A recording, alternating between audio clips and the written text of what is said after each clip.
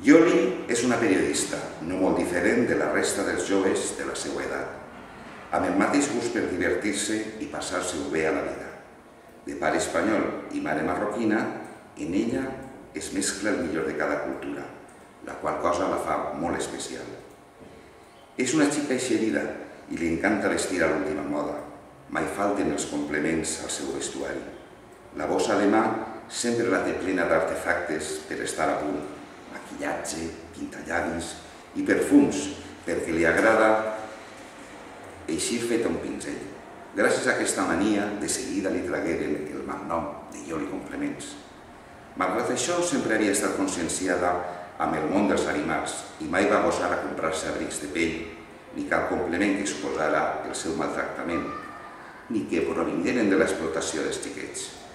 Peces de cotó i llana omplien els seus armaris i pintures i perfums ecològics l'adornaven a tot arreu on anava.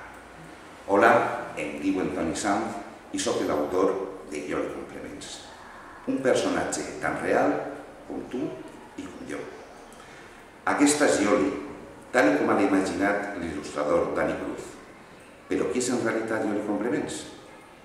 Sempre hem pensat que els protagonistes dels contes eren fruit de la imaginació de l'escriptor. Res més lluny de la realitat. Hansel i Gretel, la Capuceta Vermelleta o Blancaneus possiblement existiren a la vida real. L'escriptor va agafar aquests personatges i fent-los viure una sèrie d'aventures ens van transmetre un missatge gràcies a una gran història. Yoli és una periodista televisiva d'èxit. Es veurà implicada en una sèrie d'aventures ajudada per una colla d'amics una mica singular. La missió, salvar el nostre patrimoni natural. Però recordeu, l'aventura més apassionant és aquella que